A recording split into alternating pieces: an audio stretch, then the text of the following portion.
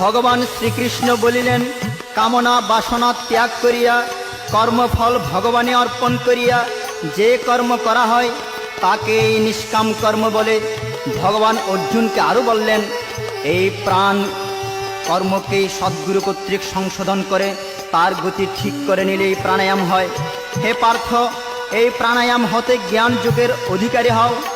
যিনি এইরূপ যোগযুক্ত তিনি অচিরেই ব্রহ্মপ্রাপ্ত হন। অর্জুন বললেন, মানুষ পাপ করে কেন? তার পাপের অর্থই বা কি? তা আমাকে স্পষ্ট করে বলো প্রভু।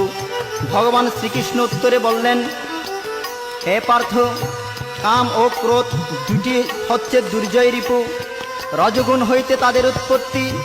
কাম হল জ্ঞানের চিরশত্রু, ইহা জ্ঞানের জ্ঞানকে ঢাকিয়া রাখে। মন